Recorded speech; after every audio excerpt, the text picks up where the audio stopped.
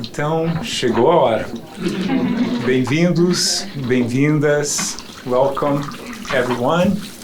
Meu nome é João Bill, eu sou diretor do Brasil Lab e também chefe de departamento da antropologia. E é um imensurável prazer ter conosco hoje aqui em Princeton Itamar Vieira Júnior.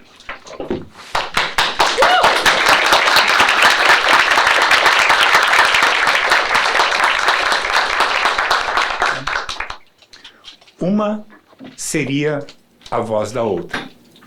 Deveria se aprimorar a sensibilidade que cercaria aquela convivência a partir de então. Ter a capacidade de ler com mais atenção os olhos e os gestos da irmã. Seríamos as iguais. A quem prestaria a voz teria que percorrer com visão os sinais do corpo da que emudeceu. A que emudeceu teria que ter a capacidade de transmitir com gestos largos e também vibrações mínimas as expressões que gostaria de comunicar. Foi assim que vimos os anos passarem e nos sentimos quase siamesas ao dividir o mesmo órgão para produzir os sons que manifestavam o que precisávamos ser. Torto Arado, de Itamar Vieira Júnior, uma literatura esperada por séculos e que precisávamos ter. Muito obrigado, de coração, de todos nós aqui reunidos, seus leitores no Brasil, ao redor do mundo, cerca de 20 traduções, 20 países, e a gente tem a felicidade de ter conosco o Johnny Lawrence, um grande amigo do Brasil Lab, dos nossos trabalhos conjuntos ao redor do centenário de Clarice Lispector, e o Johnny é o tradutor de Crooked Plow, Torto Arado em inglês, que acabou de ser lançado pela Verso. Então eu quero, em nome de todos nós, agradecer o seu trabalho, sua obra, a sua visão, a sua imaginação etnográfica, né? E ao Johnny pela sensibilidade, pelo cuidado dessa tradução que abriu espaços de comunicação e de sensibilidade através do Brasil e para além. Então, muitíssimo obrigado.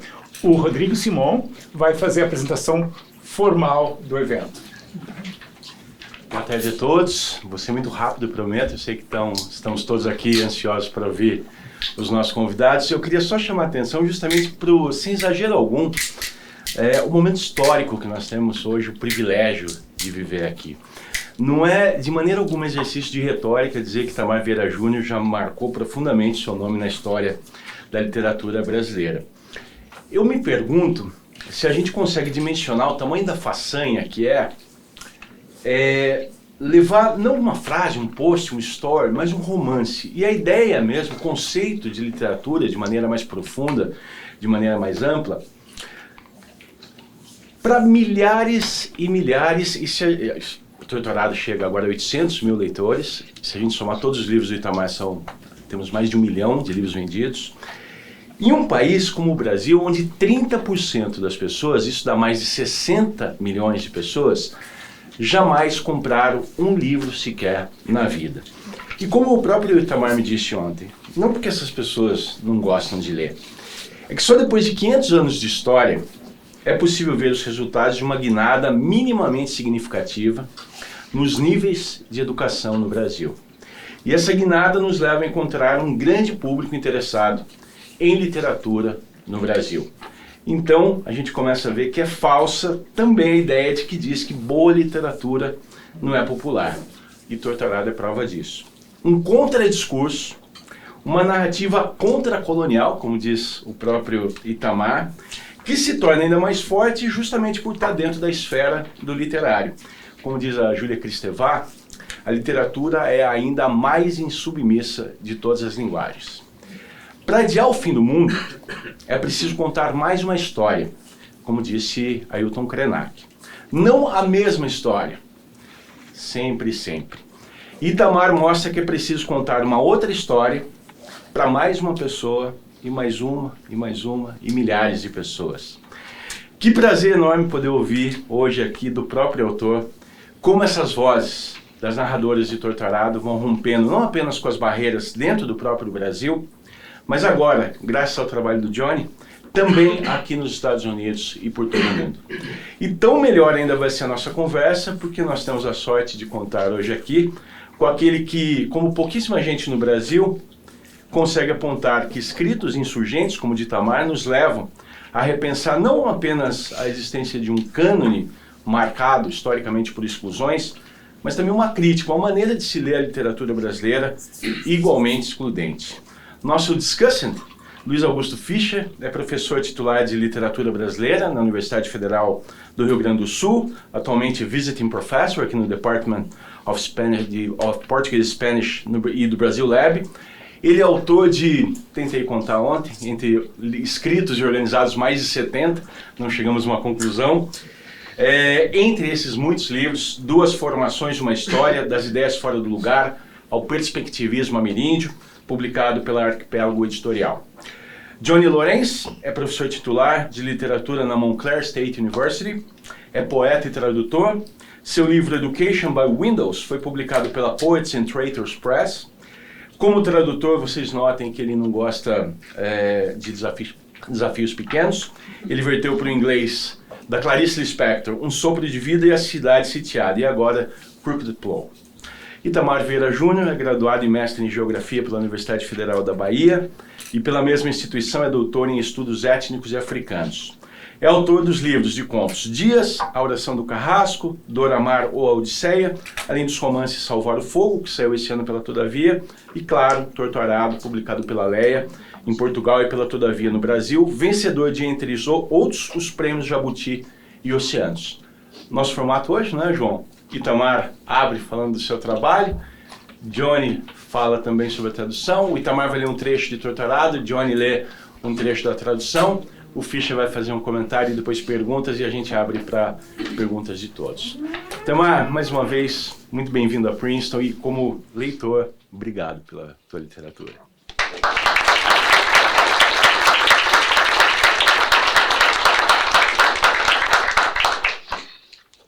Agora comigo.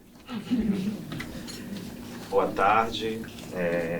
Quero agradecer, em primeiro lugar, o convite para estar aqui.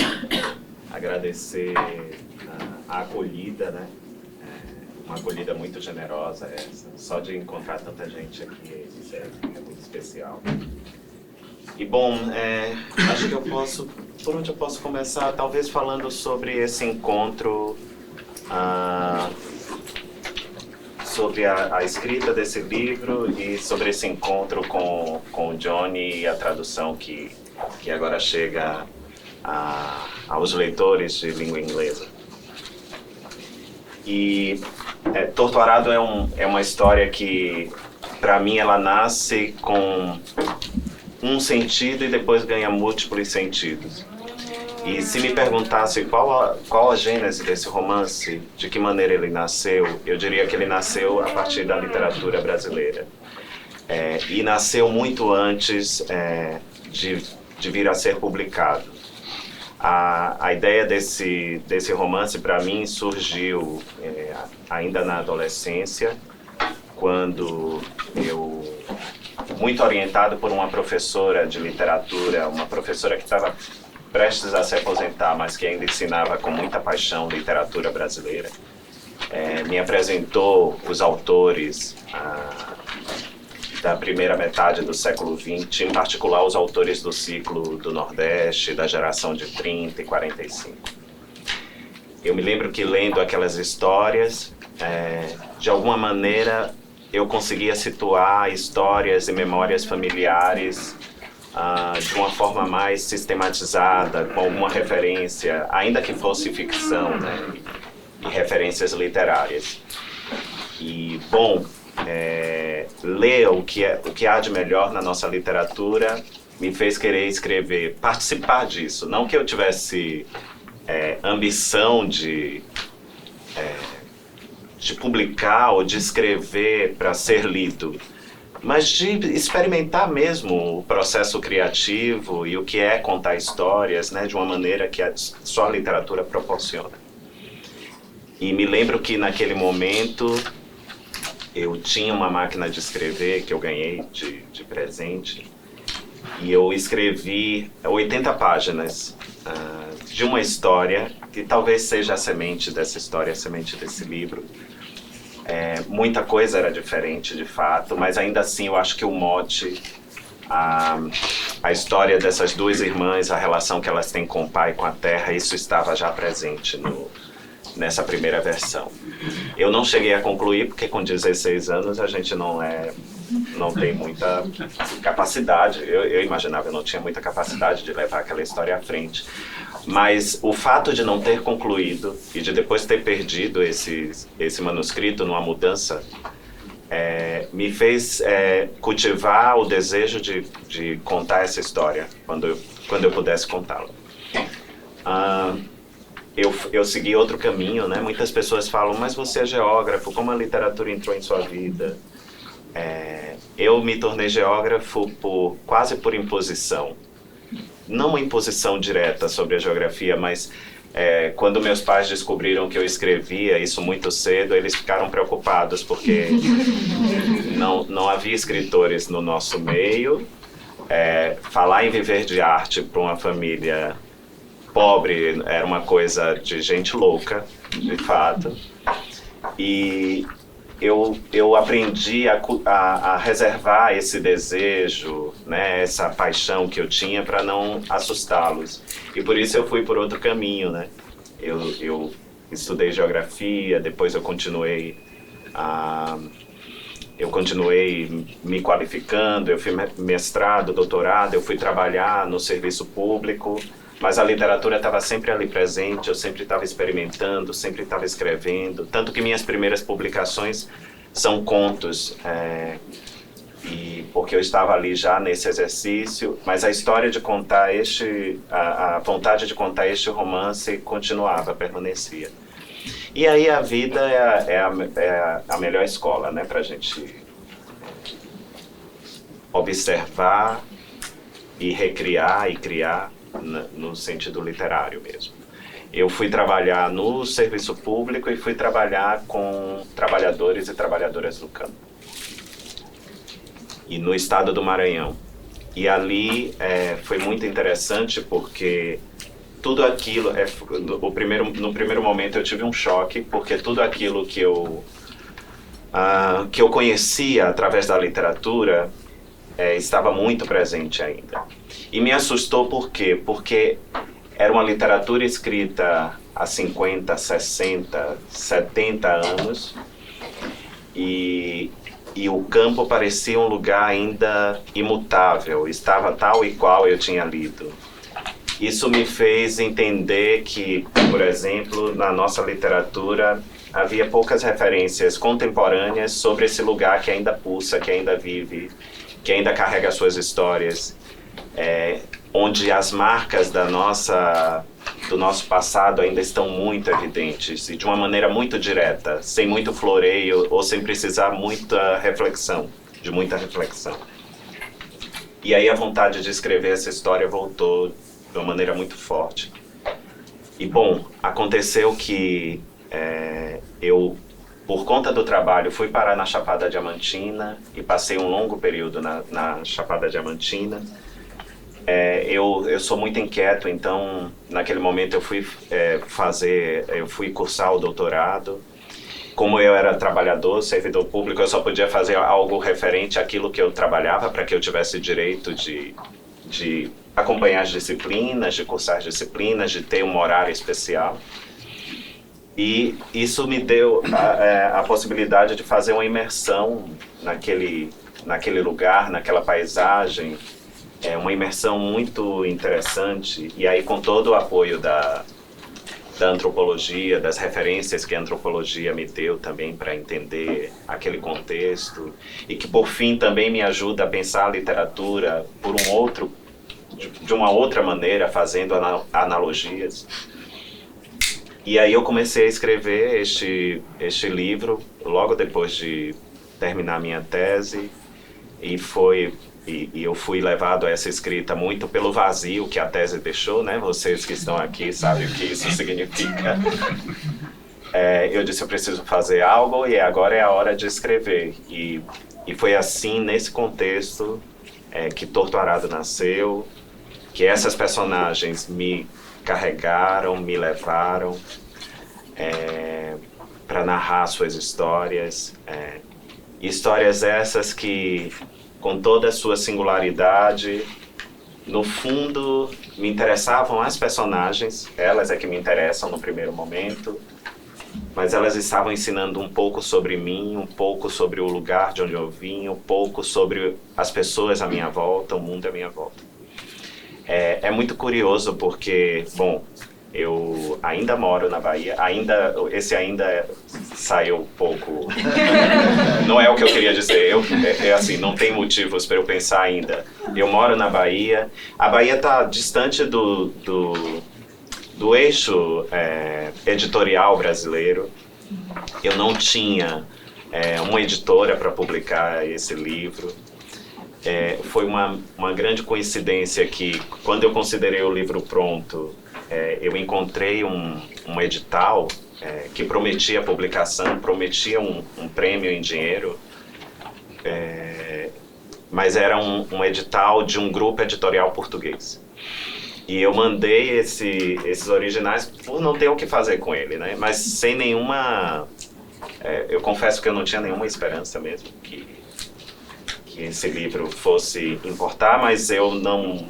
eu acho que eu precisava me desfazer daquilo que eu tinha escrito de alguma maneira, né? Mas a minha surpresa foi que o livro venceu esse prêmio, foi publicado.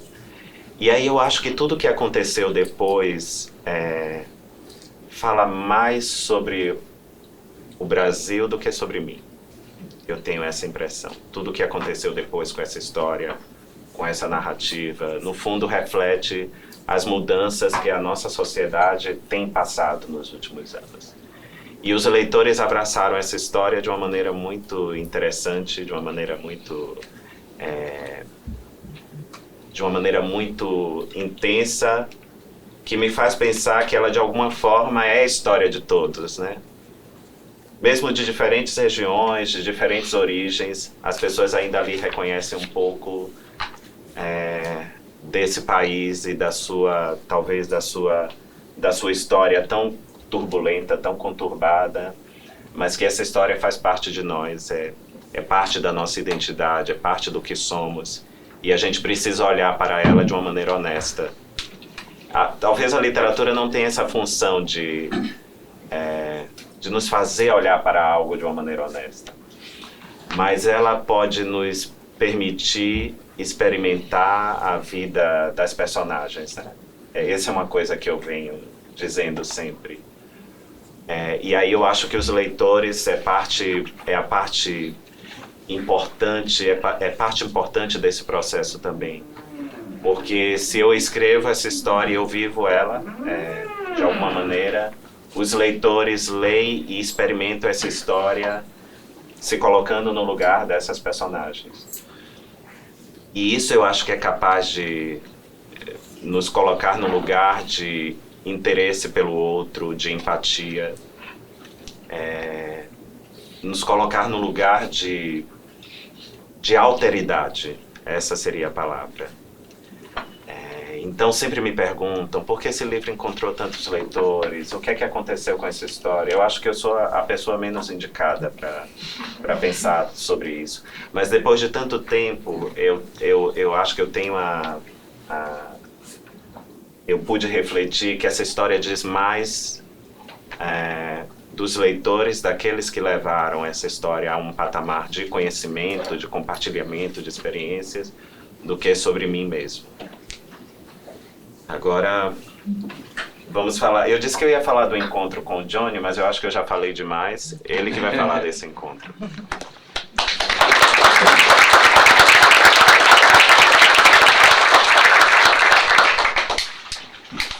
Eu não vou falar muito, eu quero ouvir Itamar. Talvez a gente vai ler um trecho do livro, eu vou ler em inglês também. É um prazer imenso estar aqui. Muito obrigado pelo convite. É uma coisa que vai soar estranho, mas eu me sinto que antes antes que o Torturado existia, eu queria traduzir. Isso que é a sensação, porque quando eu terminei a ler o livro, ele sabe, nem foi publicado no Brasil. Eu li Torturado quando foi publicado em Portugal. Eu fiz o crime de abaixar o livro no meu celular. Eu li rápido. Talvez você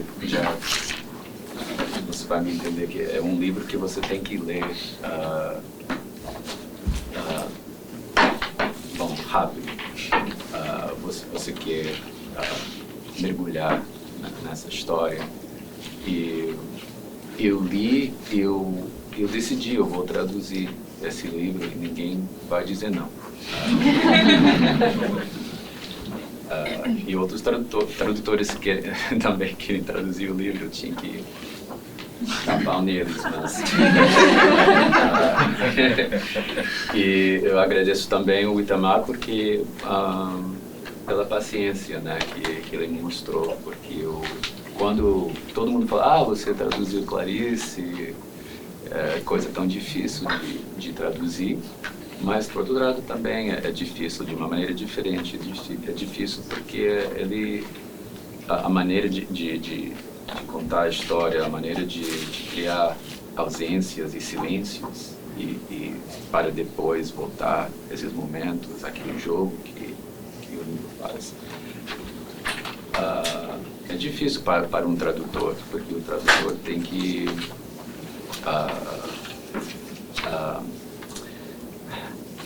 às vezes traduzir não é só a palavra, também é o silêncio atrás da palavra. Você às vezes tem que respeitar o que não foi dito, né?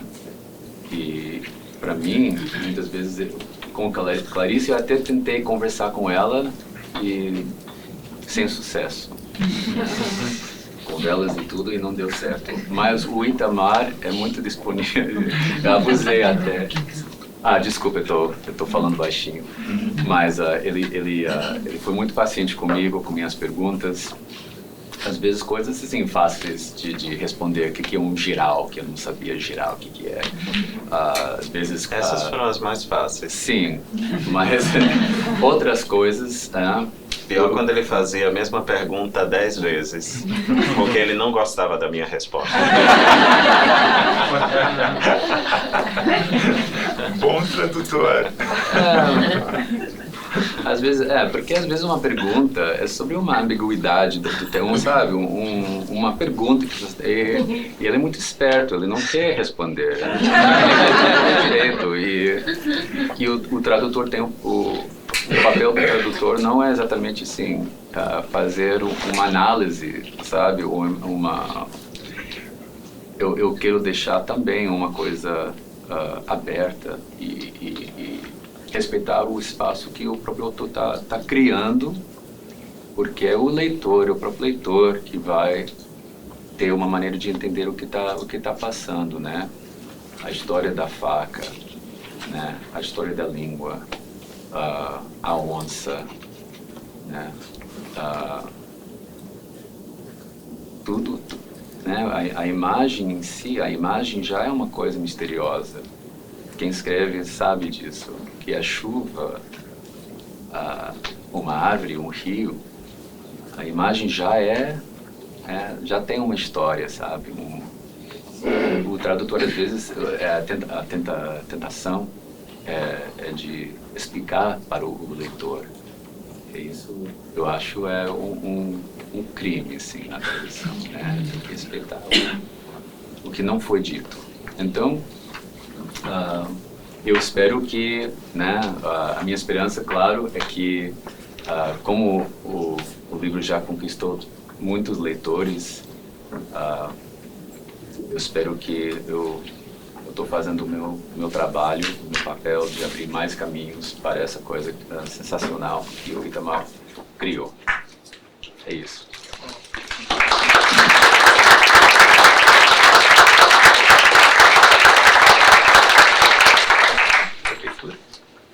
Heitor? Heitor começa comigo. Sim, sim.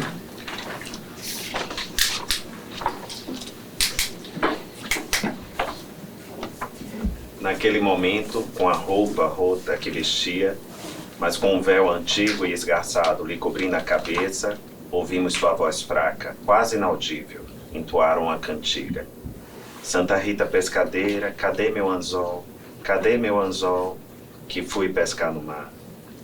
A encantada, apesar da idade de Dona Miúda, dava giros hábeis na sala, ora como se jogasse uma rede de pesca no meio de todos, ora correndo em evoluções como um rio em fúria. Alguns pareciam estar perplexos e querendo desvendar o mistério da aparição. Outros sorriam, talvez incrédulos, achando que a velha miúda havia enlouquecido e precisasse dos cuidados de meu pai. No meio das evoluções, enquanto o fiapo de voz da velha entoava a canção, que parecia ter sido composta ali mesmo para a ocasião, ela segurou meu braço com força. Não tentei me desvencilhar, estava acostumada com a presença dos encantados nas brincadeiras de Jari. Era a casa de meu pai, o curador Zeca Chapéu Grande, e havia crescido entre loucos e preces, entre gritos e xaropes de raiz, entre velas e tambores. A simples presença de um encantado que eu não conhecia não seria capaz de me intimidar, fosse uma real manifestação do encanto ou da loucura. Os olhos de Dona Miúda estavam turvos por trás do véu, cinza, quase brancos. Talvez fosse a catarata. Mas ela disse algo muito íntimo, que eu não podia explicar, mas sabia bem o que poderia ser. Ela falou sobre um filho, mas era uma frase sem nexo que não recordo com exatidão. Algo como, vai de filho. Falou também que eu estava para correr o mundo a cavalo, animal que nossa família não tinha, o que me deixou ainda mais atordoada. Que tudo iria mudar, e a sentença, que permaneceu mais exata em minha memória, e resistiu aos golpes que minha vida sofreria nos anos vindouros, foi que, de seu movimento, virá sua força e sua derrota. A voz estava tão fraca que só eu pude escutar o que ela dizia. Aquela mensagem se escreveu em mim como uma marca esculpida na rocha e atravessou meu espírito durante o tempo que eu tenho sobre a terra.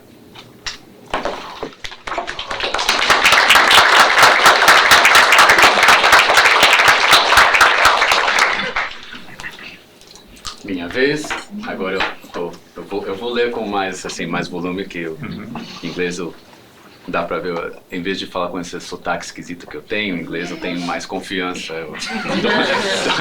Dona Miúda was in the ragged clothes she always wore, but now she had donned a veil, old and torn as well. Her feeble voice, almost inaudible, began chanting, "Santa Rita the fisherwoman, where is my hook? Where is my hook, so I can fish in the sea?" Despite Dona Miúda's advanced age, the encantada was spinning gracefully around the room. Sometimes she'd move as if casting a net over the crowd. Other times she'd run across the floor with all the fluid energy of a raging river. Some onlookers grew quite perplexed indeed. They wanted to solve the mystery behind this apparition. Others just smiled, no doubt incredulous, assuming old Miúda had lost her mind and needed the ministrations of my father. In the middle of her dance, as the slender thread of the old woman's voice chanted the refrain that sounded improvised, she grabbed me roughly by the arm. I didn't try to free myself, for I was accustomed to the presence of encantados during our Jare rituals. I was in my father's house, and my father was the healer, Zeca Chapéu Grande. I'd grown up among the mad, amid prayers and screams and root tinctures, amid candles and pounding drums. The mere presence of an encantada I didn't recognize wasn't enough to intimidate me. Whether it was a true manifestation from the spirit world or just an old woman's delirium. Dona Miúda's eyes were cloudy behind her veil. They turned gray, almost white. Perhaps it was just her cataracts, but she said something meant only for me. Something I couldn't quite explain, but understood. She mentioned a child. Her words didn't follow any clear logic. What she said exactly, I can't quite recall. Something like, go with child. She said that I'd be riding off somewhere when we didn't even own a horse, which bewildered me. She said that everything would change. She said something else too, and the exact phrase that persists in my memory after the many blows I've suffered is this: from your movement shall come both your victory and your defeat. Her voice was so weak, only I could hear what she was saying. But her message, inscribed in me as if carved into stone, will stay with me for the rest of my days on this earth.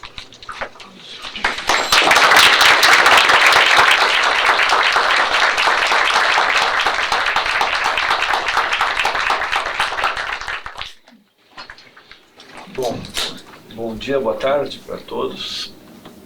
Eu fiquei de fazer uns comentários aqui com a relativa vantagem de ter ontem conversado bastante com o Itamar e com o Johnny no nosso seminário.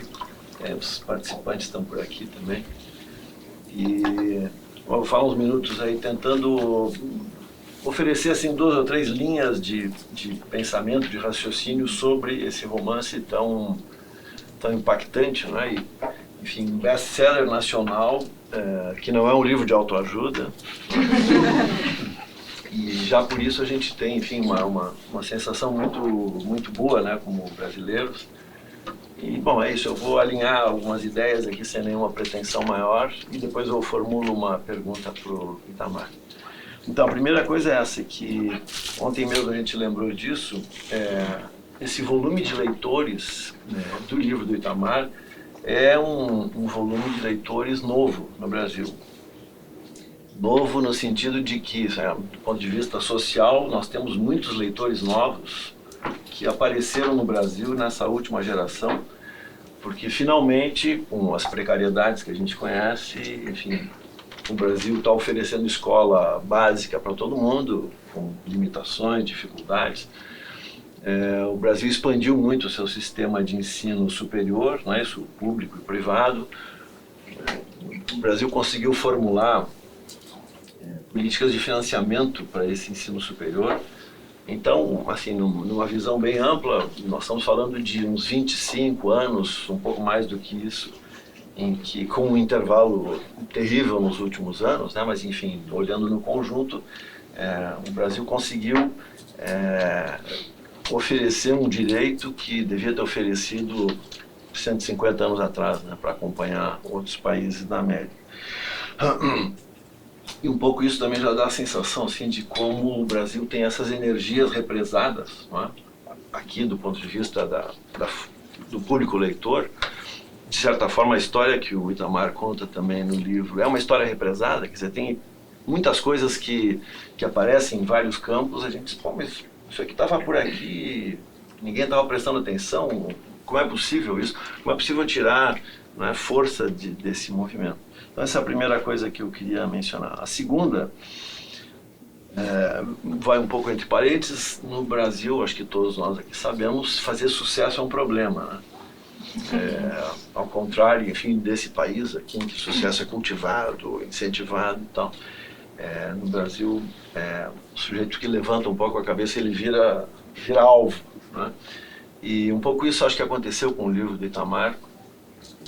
Ele foi ao mesmo tempo muito abraçado pelos leitores e foi tido com algumas reservas por leitores, enfim, profissionais, mais sofisticados, ou supostamente mais sofisticados, né? Porque o livro tem também isso, tem uma aparência, assim, num primeiro plano, e diz, pô, mas eu já ouvi essa história aí. Não era a história do Saramandaia que o Dias Gomes contava na televisão. Guimarães Rosa não falou disso, né? Então tem um pouco também o livro ele se movimenta contra uma inércia importante, eu acho, né, no mundo brasileiro. O terceiro ponto o livro apresenta, no momento atual, digamos, nos últimos 10 ou 15 anos, ele surge num contexto em que há muita literatura sendo produzida, circulando, sendo lida por agentes, por escritores e por leitores, novos inclusive.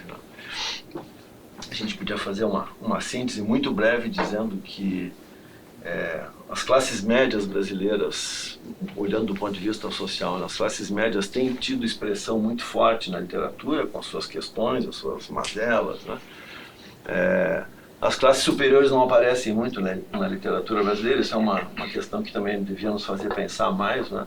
Ao contrário aqui do mundo norte-americano, por exemplo, em que as elites são arguídas fortemente, no Brasil isso não acontece muito. Talvez tenha a ver com a origem de classe, né, dos escritores, talvez tenha a ver com uma velha, esse imenso fosso que há entre as elites, enfim, bilionárias, cosmopolitas e tal, e a vida real da dinâmica brasileira. Enfim, é um pouco inacessível, né? A gente não tem um grande romance sobre, sei lá, um capitão de indústria, a alta política, não é isso? Mas, assim, do ponto de vista das questões da cidade, a gente tem romances magníficos nos últimos tempos. Um exemplo está aqui, do meu lado, o Thiago Ferro, escritor, que está aqui passando uma temporada. Eu vim para ele ter essa deixa só. A gente tinha combinado. Fica mais real. Enfim, muita gente que veio de classe operária, por exemplo, Luiz Rufato, né, que é um excelente escritor também. Quem vem das periferias já faz, sei lá, uns 20 e tantos anos, né, negros e periféricos, têm tido voz, homens e mulheres escrevendo e circulando, assim, de uma maneira muito auspiciosa. Mas o tema do Itamar era um tema relativamente ausente. Digamos, o tema não, mas esse fundo histórico, né, do mundo do sertão, do mundo, né, do contato direto da terra, como o Itamar mencionou, parece um mundo parado, assim, há 100 anos, né?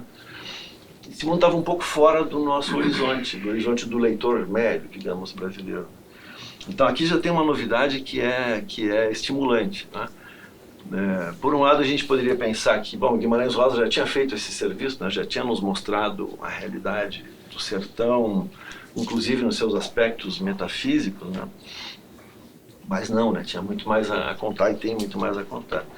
Eu até fiz uma síntese aqui, um pouco de brincadeira, dizendo que o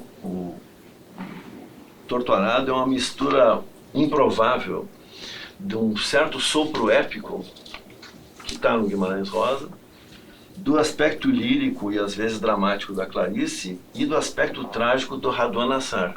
O Radwan Nassar é um escritor também raro que fornece a epígrafe desse livro. Então, digamos, se eu precisasse elogiar o livro, eu diria isso. Ele tem essas três dimensões, né? O épico, o lírico e o trágico aparecem ali com força. Bom, e finalmente, antes de fazer a minha pergunta, um último comentário aqui, o romance do Itamar nos mostra como a literatura e a arte em geral, mas nesse caso a literatura e em especial o romance, como é uma forma de conhecer o mundo, né? A gente também tem uma tradição beletrista brasileira que durante muito tempo afastou o leitor dessa adesão ao mesmo tempo ao livro e à realidade, né? Parecia que escrever era uma coisa para poucos, e só daquela maneira, de preferência escrever daquela maneira que não seria compreendida por muita gente, né? Aquilo era tão melhor quanto menos fosse compreendido. E ao contrário, né, o romance brasileiro, historicamente, é uma força de explicitação, né, do que a gente sabe sobre o país e tal. Então, é isso, o romance do Itamar se inscreve numa tradição magnífica, né? E uma tradição a que ele faz jus, como todos nós aqui já percebemos ao ler. Mas, bom, Itamar, eu vou te só fazer uma pergunta com dois lados. Um deles é te perguntar pela recepção dos aspectos particulares dessa história, né? No Brasil e fora do Brasil. Isso é muito difícil de entender para quem não tem a experiência brasileira, para quem não tem a experiência latino-americana, né? Essa é a primeira pergunta. E a segunda, que está conectada com essa, em algum momento o teu livro foi lido como sendo só aquele exótico confortável que a gente enxerga de longe e que não nos comove, bonito, assim como se fosse uma coisa remotíssima com a qual eu não tenho nenhuma relação, eu, leitor, né? Ele corre esse risco, o teu livro corre o risco de ser visto como um exotismo confortável. É isso. 2 perguntas difíceis. Vamos lá, vou tentar responder. Sobre a recepção do livro em outros lugares, Torturado foi publicado em 2019, de lá para cá, com mais força no ano passado, este ano. Tem traduções que ainda não chegaram, chegam ano que vem. Tem sido publicado nesses lugares, nesses países, e eu tenho sido convidado a participar de eventos, né, percorrer aí com o livro. Eu já pude estar na Colômbia, na Argentina, Portugal muitas vezes, porque a origem do livro foi lá, a primeira publicação, Espanha, Alemanha, Áustria e até o Japão eu tive este ano. E eu percebo, por exemplo, que em cada lugar a história é recebida, as perguntas são distintas, né? É recebida de uma maneira distinta, diferente. Acho que quem compreende um pouco da história do Brasil talvez aproveite mais aquilo que está ali posto. E quando não se tem essa compreensão, esse conhecimento, eu acho que o leitor se agarra aos aspectos mais claros, talvez, mais universais das personagens, né? E eu acho que é isso. Eu penso também como leitor, quando eu reflito sobre o que eles me dizem, eu estou pensando como leitor, porque antes de tudo eu sou leitor. E penso nas histórias que eu já pude ler, da literatura universal, de lugares distantes, e mesmo sem compreender o contexto em que aquele texto, né, em que aquele texto surgiu, ainda assim eu podia assimilar algo que era importante, que revelava uma experiência que é nossa, é uma experiência que é universal, que é humana, né? Em todo lugar as pessoas riem, choram, as pessoas sofrem e são desafiadas, e penso que talvez nesse sentido o livro possa dialogar com os leitores de diferentes lugares, porque de alguma maneira carrega isso. Acho que eu não conheço muito histórias que não carregam isso, né? Então eu fui pela explicação talvez mais simples. No Brasil é impressionante porque o Brasil é um país muito diverso, né? Vocês conhecem. Um país com origens diferentes, né? A história do Nordeste, a gente pode encontrar um pouco dessa história no Sul, mas já é uma história distinta. Mas ainda assim, foi um livro que não foi acolhido por um lugar, por uma região. Essa história foi acolhida por todas as pessoas. Pode ser um colono lá do Rio Grande do Sul, que ainda assim vai lembrar da dureza do trabalho na terra, dos desafios que a vida coloca para aquelas pessoas. Pode ser uma comunidade quilombola no Nordeste, e aí se espelha, se vê naquela história.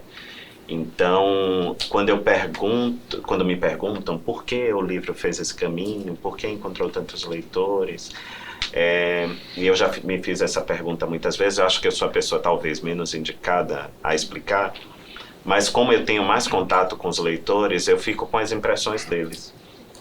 E o que os leitores me dizem não, essa história me lembrou meu pai, minha mãe, me lembrou meus avós, me lembrou meus bisavós. Acho que essa memória ainda é muito presente na sociedade, né? O Brasil é um país que se urbanizou tardiamente, e talvez esse elo, essa memória com o campo ainda ocupe esse lugar, né? Na vida dos leitores. E tu tinha dito que na América Latina é mais... na América Latina, eu percebo que eles têm já não tem tanto. O livro foi publicado no México, foi publicado na Colômbia e na Argentina. E eu estive na Colômbia e na Argentina, e sempre tem debates, conversamos sobre o livro, e eu percebo que os leitores não têm tanta dificuldade de compreender, porque a gente tem uma história muito semelhante. A colonização, a escravidão, embora tenha sido por países distintos, ainda estão presentes lá. Até a comunidade que aparece ali, que aos poucos vai se apropriando politicamente da sua identidade, da sua consciência como uma comunidade quilombola, a gente vai encontrar essas mesmas comunidades em outros países, né? São os afro-mexicanos, são os palenqueiros na Colômbia, ou seja, é uma história que não é tão difícil de adentrar, porque temos uma história em comum, né? Um passado em comum. E aí eu percebo que isso, de alguma maneira, também ajuda a situar, mas não explica tudo, né? Eu sempre me pergunto por que editores de tal e tal lugar às vezes não têm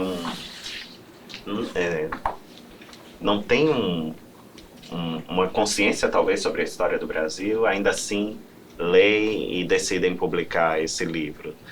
E talvez como leitor eu tenha conseguido levar de alguma maneira para as personagens aquelas qualidades que nós admiramos em qualquer literatura, né? Que são as personagens que, independente do tempo e do lugar, nos arrastam para dentro da narrativa e nos ensinam de alguma maneira, nos permite que a gente se sinta humano, né? Imagino que seja isso. Mas eu falei tanto que esqueci já da segunda pergunta. Do exotismo. Do exotismo. Eu digo porque sim. o exotismo pode ter um aspecto assim de ser uma coisa muito, que ao mesmo tempo Sim. fascinante, mas te mantém longe. Esse é um desafio e ainda continua sendo um desafio, eu acho. Eu me lembro que algumas vezes eu ouvi as pessoas, quando iam falar sobre essa história, eu ouvi, por exemplo, em Portugal, falava assim, é um folclore, é uma literatura que tem folclore. Talvez não quisessem falar de uma maneira pejorativa, mas aí eu tinha muita consciência de que meu desafio, quando eu escrevi, era muito maior. Primeiro, e aí eu acho que a antropologia me ajudou muito em relação a isso, porque me interessava contar aquela história a partir das perspectivas daquelas personagens. Então, tudo que aparece neste livro, e que talvez não faça parte do nosso universo, do nosso cotidiano, ainda assim aparece não com a intenção de criar uma alegoria de exotismo, de diversidade, nada disso. Acho que a minha intenção, enquanto escrevia, era que a nossa maneira de ver e viver o mundo, ela é muito limitada. A nossa, eu estou falando da minha e da de vocês. E que existem outras maneiras de ver e viver o mundo, muito distintas, de outras ontologias, de outros pensamentos, de outras histórias. E o convite ao leitor é justamente adentrar essa história para olhar o mundo a partir de um outro lugar, de uma outra perspectiva. Eu acho que é isso que a antropologia nos ensina de alguma maneira. Então, às vezes fazem assim, tem ecos do realismo mágico, tudo aquilo que nós não podemos explicar ou que não faz parte do nosso universo, das nossas ontologias, a gente diz que é mágico, aquilo que pertence ao outro. Mas o convite, para mim, a coisa mais importante, enquanto eu escrevi essa história, era convocar os leitores a imaginar, a viver o mundo a partir daquela perspectiva, das personagens, né? Se há, por exemplo, na última parte de Torturado, um espírito narrando a história, a minha intenção não era fazer levar algo exótico para o romance. É porque aquele espírito se impôs como uma personagem importante para que eu compreenda as relações e a própria existência das personagens que a antecederam, né? Que o antecederam. Então, era sempre era dessa maneira. Se eu vou contar essa história a partir dessas personagens que vivem no lugar onde a herança cultural afro-brasileira é muito presente, temos ali uma comunidade que pratica o jaré, que é uma crença, que envolve o catolicismo, que envolve a religião de matriz africana, elementos do xamanismo também. Eu não quero contar isso de uma maneira exótica, eu quero contar de uma maneira que o leitor, ao final da leitura, ele perceba que a sua maneira de ver o mundo pode ser muito limitada, que há outras formas de se ver e viver o mundo. Mas nem sempre os leitores, e aí eu posso falar a crítica, compreende isso, né? Até porque eu acho que na academia, na universidade, e nós somos crias, eu falo de uma maneira crítica, mas me sinto parte disso também, ainda são espaços profundamente coloniais. Os autores que a gente cita, o nosso parâmetro do que é literatura, o nosso parâmetro do que é verdade, do que é estética, ela sempre tem uma origem colonial. Talvez quem escreva hoje no Brasil, e aí eu vejo jovens, muita gente nova chegando, já tenha essa consciência de que a gente precisa romper com isso de alguma maneira. E não é fácil, nem sempre somos compreendidos, mas também acho que não temos que nos adequar, retroceder ou fazer algo só para agradar alguém. Acho que a gente deve continuar, porque é dessa maneira que vivemos e entendemos o mundo, né? E é assim que a gente deve se expressar nele também. Tem um espaço. Vamos lá. Pessoal, vamos coletar Eu falo muito, perguntas. né? Mas... Não, maravilhoso. Você deixou um intro aqui.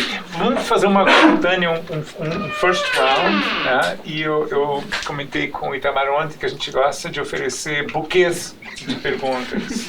Né? Para também ter as várias vozes que estão aqui. Então, temos várias...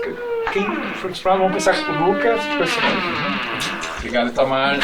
Prazer te ouvir. Obrigado por estar aqui. Puxando com o que você acabou de falar da antropologia, eu estava interessado especificamente na comparação, diferenças e tudo mais entre a escrita etnográfica, ou no teu caso que veio da tese, do teu doutorado, e a escrita literária, especificamente a ficcional. Se aludiu um pouco a isso, né, também a porquê, o que você queria fazer, né, o que os personagens fazem, as personagens fazem com a gente no livro, mas se puder escutar um pouquinho mais de você sobre especificamente limites, desafios de ter feito uma e passar para a escrita da outro tipo de escrita e diferenças de uma forma em geral. Obrigado. Vamos coletar. Tá.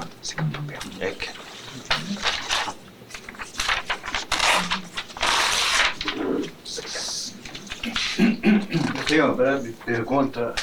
Ainda não tive a oportunidade de ler seu livro, obviamente vou fazer isso rapidamente em português, se possível, mas a minha pergunta é a seguinte. Há 55 anos atrás, eu li muito do Afonso Henriques Lima Barreto. E teve ele algum impacto ou influência na sua formação literária brasileira? Sim. Arbel? Itamar, obrigada. Eu queria te ouvir um pouquinho mais no que diz respeito à sua relação né, com a Terra e o que a Terra dá. Essa escolha pela geografia que você falou agora, foi uma forma de escapar né, de assustar meus pais, mas existe uma outra narrativa possível para isso? E pode fazer uma pergunta para o Johnny? Yes. Sim, Johnny, eu queria te perguntar também sobre, né, você falou de traduzir, de às vezes você, como tradutor, ter que nomear algo os silêncios, né? Mas e os intraduzíveis? Agora você leu e tem palavras, né, que você deixou em português e queria saber quando que se faz isso, se explica, não se explica, sobre essa opção. Bel, você só repete um pouco a sua? Eu estava aqui anotando outra. É para saber mais sobre a sua relação com a Terra e o que a Terra dá. Vinícius? Bom, obrigado de novo pela disponibilidade de vocês. Eu tinha também uma pergunta para cada um. A minha pergunta para o Johnny era bem parecida com a Arbel, então só para talvez tentar complementar essa questão do que não se traduz, do intraduzível, eu queria te perguntar sobre, assim, como que foi esse processo na relação de vocês? Como que essas decisões são complementadas pela relação? Se são coisas que vocês discutem? Encantado, Santa Rita Pescadeira, a tradução desses termos. E a pergunta para o Itamar você falou sobre quase que habitar as personagens quando você está escrevendo para localizar a perspectiva, né? E uma questão que é muito marcante nos seus 2 livros é que eles são quase que totalmente formados por personagens mulheres muito centrais nas histórias. E como que é isso para você? Como que é se colocar nessa posição e escrever a partir de personagens que são mulheres? Caio. A minha vai ser rápida, prometo. Itamar, eu li o seu livro doutorado e li um pedaço de Dora Maar, o Odisseia, e aí eu fiquei com a seguinte impressão: quando chegou no fim do livro do doutorado, que você começou a apresentar o espírito da Santa Rita Pescadeira, eu fiquei com mixed feelings ali. Eu falei, não, mas porque eu fiquei completamente conectado à história pela história das irmãs, e eu acho que pela sua descrição diante, assim, tem mesmo as relações humanas. Eu acho por isso que atrai pessoas em lugares que não foram colonizados para ler o livro. Mas depois começa a aparecer a história do campo e toda a relação com a escravidão e a fazenda e tudo. E aí aparece esse espírito. Eu falei, mas o que está acontecendo aqui? Tipo, fiquei um pouco mexido, mas achei lindo o fechamento e tudo. Aí eu fui para Dora Maar e Odisseia e achei ele mais metafórico, tive um pouco mais de dificuldade de entender. Eu estava gostando muito, mas estava tendo um pouco mais de dificuldade. Então eu queria que você falasse um pouco sobre o que você vê de diferença entre essas duas, quer dizer, em particular a história do que queima, né? Eu estou me referindo no Dora Maar e Odisseia. É um buquê, quer dizer, pode se aproxima das várias flores que vieram, plantas, mas pode juntar 2 numa só, quer dizer, toma o tempo que quiser, não precisa responder explicitamente todas, pode unir as perguntas numa resposta. Vamos lá? Vamos lá.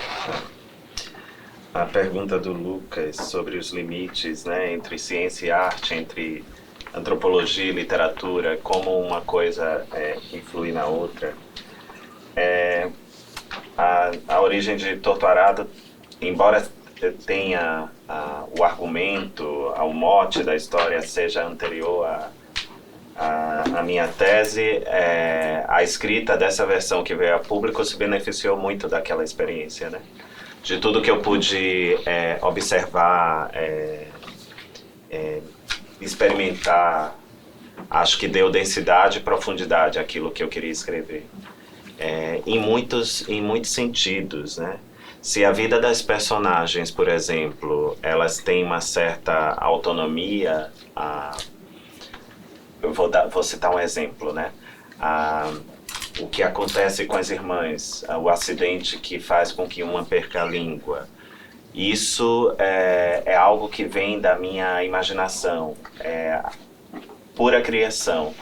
Mas o contexto da história, o contexto histórico e social da história, as casas de barro que não podem ser casa de alvenaria, o contexto da violência, a experiência com o jaré, né? Que eu fui muito, algo que me intrigava muito, e as pessoas até às vezes acham que eu sou um praticante ou que eu tenho uma relação.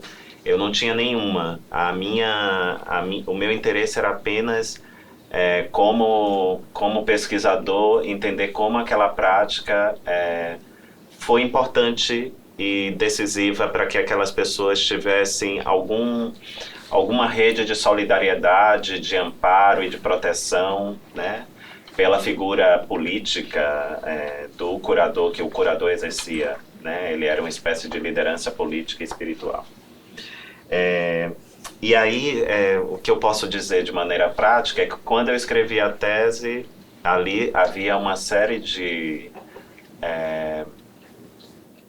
interdições, talvez, de questões que eram importantes, que eu colocasse, que eu deixasse muito claro o lugar de onde eu vinha, o que eu fazia naquele lugar, né? Qual era a minha relação com eles. Isso era muito importante. e não havia espaço para imaginação, né? Não havia espaço para imaginação naquele momento. Já a literatura, escrever literatura para mim é esse espaço de liberdade, né? Onde a gente pode ser qualquer coisa. Porque quando a gente narra, a gente também se torna um pouco essas personagens. Acho que isso também já responde um pouco a pergunta do Vinícius. E por que mulheres, Vinícius? Aí eu acho que parte também desse lugar de observação. Primeiro no contexto dessas histórias, elas se impõem por uma simples questão, uma simples informação. Na minha observação, eu as via e percebia essas mulheres ocupando esse lugar de protagonismo. Talvez eu tenha tido essa sensibilidade de perceber. Sempre me perguntam sobre isso. Às vezes eu lembro da minha história pessoal, da força que as mulheres de casa tinham. Os homens estavam sempre fora, estavam trabalhando, e quando não estavam trabalhando, estavam fazendo coisas fora, porque o mundo era outro, né? As pessoas não se perguntavam sobre isso. E elas é que ficavam com aquele peso, com o fardo, o cuidado com a família, e ao mesmo tempo conduzindo. Eram atravessadas por uma violência estrutural, mas também eram insubmissas, em alguma medida, reagiam àquilo. Talvez no meu imaginário tenha se impregnado essa imagem dessa mulher que é uma espécie de heroína, vou soar bem clichê, mas uma espécie de heroína que ocupa esse lugar, né? Isso para mim, acho que tem se refletido naquilo que eu escrevo. Mas eu acho também que há um posicionamento político. Se eu estou pensando em histórias que em alguma medida querem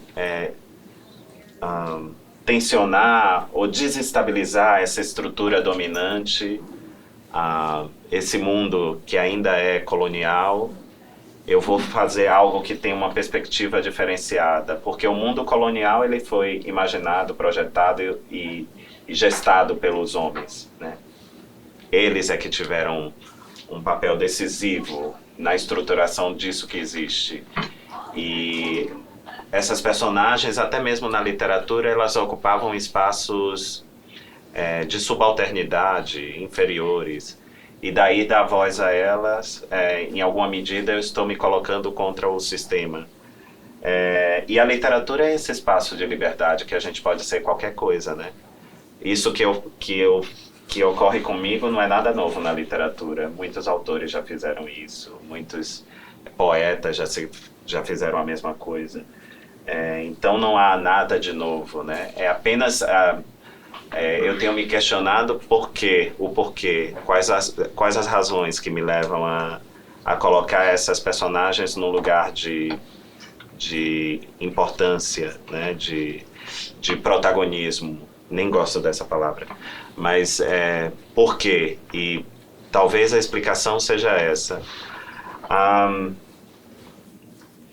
Mas aí eu acho que eu volto para as duas perguntas. O que eu gosto mesmo é que literatura, criar, narrar é sempre esse terreno da liberdade, onde a gente pode ser qualquer coisa. A gente pode ser um cachorro, pode ser um espírito, um gato. Cadê a Rita? Um gato narrando, né? Porque ninguém vai dizer que não existe, que não é possível. No espaço da literatura tudo é possível, né? Então, é isso. Sobre o Lima Barreto, acho que, para mim, alguns autores se tornaram grandes referências, né? E eu li muito sem orientação. Se eu li aqueles que eu citei, os autores da geração de 30 e 45, com orientação lá da professora Terezinha, o Machado de Assis, o Lima Barreto, foram autores que eu cheguei de uma maneira espontânea, ainda muito jovem, eu não tinha orientação de ninguém. Com 10, 11 anos eu estava lendo os romances desses escritores e me causaram uma profunda impressão. acho que eu ainda não tinha uma consciência de classe, de raça naquele momento, mas ainda assim me impactaram positivamente. Mas faz muito tempo que eu não volto à obra do Lima, e aí eu não saberia dizer o quanto de influência tem naquilo que eu escrevo hoje. Mas essa questão das influências, né, eu acho que é muito complexa, porque no fundo todos aqueles que nós lemos, os que gostamos e os que não gostamos, influem na maneira como a gente escreve também. Acho que todos têm alguma participação. Beth falou sobre a relação com a terra, com o que a terra dá, né? E aí eu acho que entra a geografia também, em alguma medida entra a geografia nesse meu interesse, nesse primeiro ciclo de trabalhos que eu tenho publicado. E aí eu incluo o último romance, Salvar o Fogo. Porque eu penso a terra como fundamental, essencial para a vida humana. Não é só para a vida dos camponeses, é para a nossa vida. Ninguém vive com os pés longe do chão, né? A gente precisa de uma rua para caminhar, de uma casa para morar. A gente precisa estar com os pés no chão. E este é um problema para muitas pessoas, né? Esse direito ao território. Não há vida sem terra, sem território, mas isso, algumas pessoas estão impedidas de viver o seu território. Se a gente sair do Brasil, a gente vai encontrar inúmeras referências sobre isso, né? São muitas sociedades apátridas, ou sem um Estado, ou sem direito ao seu território, que ainda sofre, tem esse elemento mais vital e primordial da condição humana negado. São os indígenas que estão ali sendo pressionados pelas mineradoras, pelos madeireiros. São os quilombolas que continuam sendo assassinados. Tivemos um assassinato que teve uma repercussão grande, de Dona Bernadette Pacífico há 2 meses, menos de 2 meses. E isso mostra que isso ainda é uma questão muito, muito forte. E talvez isso, para mim, seja importante, fundamental, que eu crie para refletir um pouco sobre isso também, né? Sobre os nossos limites, sobre como a terra e o território é vital, é condição primordial de nossa existência. E é interessante que a vida dos agricultores, muitas vezes temos como algo distante, porque a gente vai no mercado, já está tudo lá colhido, nós colhemos, nós compramos, levamos para casa, a gente nem lembra que aquilo é fruto de um trabalho humano e um trabalho da natureza, né? Que aquilo chegou, e que sem ele, sem aquilo, a gente não tem nem o que comer, né? Que a gente ainda não está, mesmo os alimentos industrializados, eles têm uma fonte ali, uma outra fonte para se tornar industrializados. Então, talvez essa consciência seja importante para mim, e eu me aproprio da arte para refletir sobre ela, em alguma medida. As diferenças entre Doramal e Odisseia, eu acho que são textos que mantêm essa preocupação, essa que é a minha preocupação, sobre aquilo que eu quero narrar, mas ainda são formas que eu acho que influem no resultado, né? Se num romance a gente convoca o leitor a passar muito tempo pensando e refletindo aquelas histórias, o conto às vezes não tem esse tempo e nos provoca um estranhamento maior, né? Você falou em especial de um conto, O Que Queima. Esse conto é uma história que não tem... que conta a história de 3 personagens, 2 estão juntos, vivem na cidade, compraram uma casa, e ali há um estranhamento porque a mulher acha que a casa é visitada pela antiga proprietária, porque ela encontra os móveis fora do lugar, as coisas fora de lugar. E ao mesmo tempo, essa história é narrada em paralelo, porque são parágrafos, trechos do conto distintos por um indígena que é o último sobrevivente de sua etnia e que está fugindo porque a casa dele, que é a floresta, está queimando, né? As histórias em nenhum momento se tocam, mas a justaposição dessas duas narrativas, para mim, ela era fundamental, de como nossa vida está ligada e de como mesmo quando a gente considere que uma coisa não tem relação com a outra, como nossas angústias, a nossa humanidade ainda carrega muito desse estranhamento, né? Carrega as angústias da nossa existência, quer se salvar, quer ter uma casa, ou seja, mas o efeito no conto, eu sei, porque eu também sou leitor de conto, é um efeito distinto. Acho que a gente, às vezes, precisa reler para se situar melhor. O romance, às vezes, não exige uma releitura, mas o conto, às vezes, exige para a gente compreender melhor, porque o tempo é outro.